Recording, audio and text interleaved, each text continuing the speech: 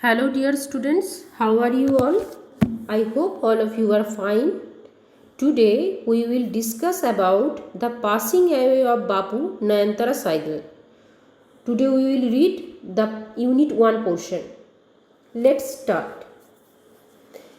I was having tea at home on the evening of 30th January 1948 when I was called to Birla House by an urgent telephone. তাহলে এখানে একটা তারিখের কথা এবং একটা সালের কথা মেনশন করা হয়েছে। কত তারিখ? 30th জানুয়ারি এবং 1948 সাল। 1948 সালে 30শে জানুয়ারির একটা ঘটনা। The text is a memoir. Memoir কাকে বলি? স্মৃতিচারণা করাকে, মানে a record of events written by a person having intimate knowledge of them.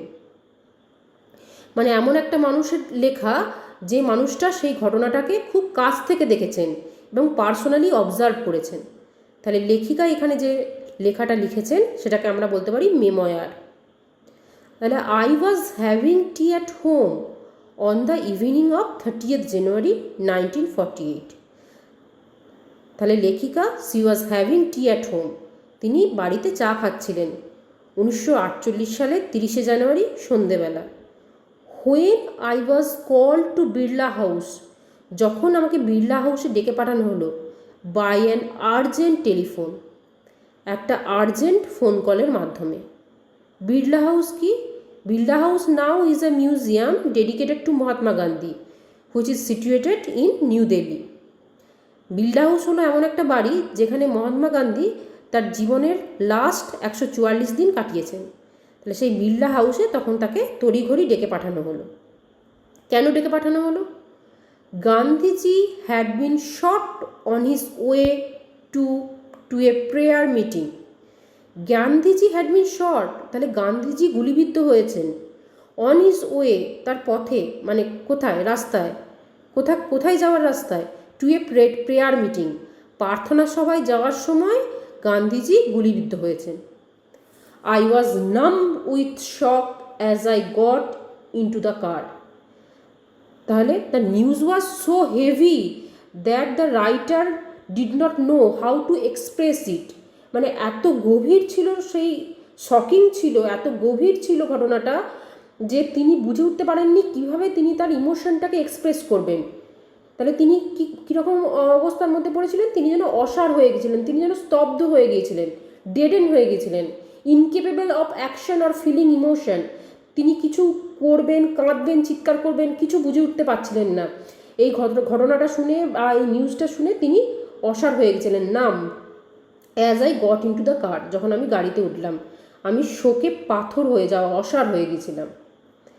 At Birla house Gandhiji's relatives and followers had gathered around his body.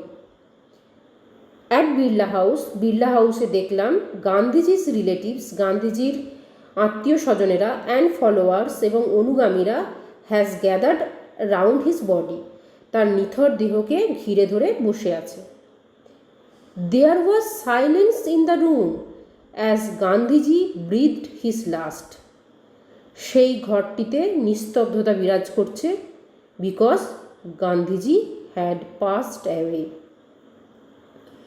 Words of Bapuji's death had spread through Delhi like a flame fanned by wind. গান্ধীজির মৃত্যুর খবরটা দিল্লিতে ছড়িয়ে পড়লো। কীরকমভাবে ছড়িয়ে পড়লো? Like a flame, একটা অগ্নিশিখার মতো। That was fanned by wind. একটা আগুনের শিখাকে যদি পাখার দিয়ে বাতাস করা হয় তাহলে কি হয়? অগ্নিশিখাটা আরও বেড়ে যায়। সেরকমভাবে চারিদিকে গান্ধীজির মৃত্যুর খবরটা ছড়িয়ে পড়ল। Sad groups of men and women had collected around Birla house. দলে দলে মানুষ বিড়লা হাউসের চারিদিকে জমা হতে লাগলো, তারা ছিল দুঃখিত। Out of every window one could see a brown blur of faces. Birla হাউসের প্রত্যেকটা জানলায় লক্ষ্য করলে দেখা যাবে মানুষের ভিড়, মানে অগুন্তি মুখ, ব্লার অফ ফেসেস, প্রত্যেকটাকে ইন্ডিভিজুয়ালি আইডেন্টিফাই করা যাচ্ছে না, অস্পষ্ট লাগছে, মানে এত মুখ ভিড় করে আছে একে অপরের থেকে আলাদা করা যাচ্ছে না। Brown blood of faces, brown কেন বলছে? Because we are Indians, we have the skin colour of brown. আমরা খুব হোয়াইটও নই আর খুব ব্ল্যাকও নই, আমাদের কালারটা কীরকম? তামাটে। তাহলে এরকম অনেক মানুষ ভিড় করে আছে, প্রত্যেককে আলাদাভাবে আইডেন্টিফাই করা যাচ্ছে না, অনেকগুলো মুখ মনে হচ্ছে শুধু। They did not make a sound, তারা কোনো শব্দ করতে পারছে না।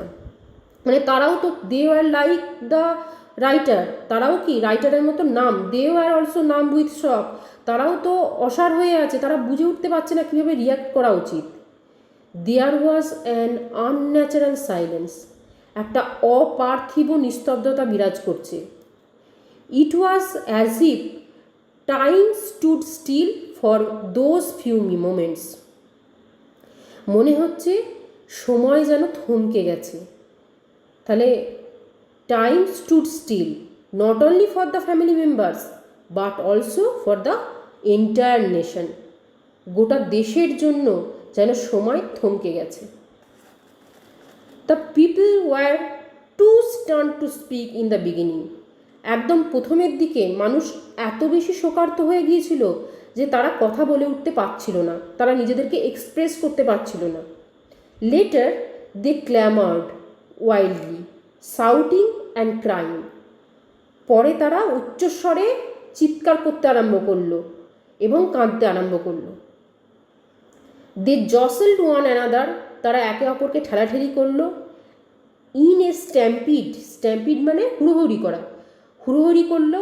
Two break into the house, জোর করে ঘরে প্রবেশ করার জন্য। তাহলে প্রথমে তারা যখন শোকে অসাড় হয়েছিল তখন তারা নিজেদেরকে এক্সপ্রেস করতে পারছিল না, তারপর কিছুক্ষণ পর ঘোর কাটতে তারা চিৎকার চেঁচামেচি কান্নাকাটি জুড়ে দিল এবং একে অন্যকে ঠেলে দিয়ে হুড়োহুড়ি করে ঘরে প্রবেশ করার চেষ্টা করলো, মানে বিড়লা হাউসে প্রবেশ করার চেষ্টা করলো। They calmed a little when it was announced that they would be allowed to see Gandhiji before the funeral. They calmed a little মানে তারা একটু শান্ত হলো। হোয়েন ইট ওয়াজ অ্যানাউন্স, যখন এটা ঘোষণা করা হলো, that they would be allowed, যে তাদেরকে পারমিশন দেওয়া হবে, to see Gandhiji before the funeral, অন্ত্যেষ্টির আগে গান্ধীজিকে বা শেষকৃত্যের আগে গান্ধীজিকে শেষবারের মতো দেখার। When one is faced with the shock of a loved one's death, one whimpers, what will become of me now that he has left me. যখন কেউ প্রিয়জনকে হারায়, নিজের ভালোবাসার মানুষকে হারায়, তখন সে ফুপিয়ে ফুপিয়ে কাঁদতে থাকে। কি বলে? What will become of me that he has left me, এখন আমার কি হবে যে সে আমাকে ছেড়ে চলে গেছে। তাহলে রাইটারও ভাবছে, এখন গোটা দেশবাসী ভাবছে, who will guide us now, who will lead us now, who will show us the right path now. সবাই ভাবছে বাপু ইজ নো মোর, তারা দিশেহারা হয়ে গেছে, কে আমাদের সঠিক পথ দেখাবে, কে আমাদের গাইড করবে, কে আমাদের লিড করে নেতৃত্ব দিয়ে নিয়ে যাবে। This was surely the question uppermost in the mind of the mourning people, এই প্রশ্নটাই সেই ল্যামেন্টিং পিপল বা বিলাপরত মানুষদের মনের মধ্যে আসছিল। They looked like lost children, তাদেরকে দেখে মনে হচ্ছিল তারা হচ্ছে শিশু যারা হারিয়ে গেছে। It was the question in many of our hearts as we sat still shocked and unbelieving. এই একই প্রশ্ন আমাদের সকলের মনের মধ্যে ছিল, আমরা তখনও শোকার্ত হয়েছিলাম এবং বিশ্বাস করতে পারছিলাম না যে গান্ধীজির মতো মানুষকে কে হত্যা করতে পারে, কিভাবে তাকে হত্যা করতে পারে। We listened to the broadcast telling the people of India that their Bapu was no more. আমরা শুনলাম রেডিওয় বার্তা ঘোষণা করা হচ্ছে যে তাদের বাপু, দেশবাসীর বাপু আর বেঁচে নেই।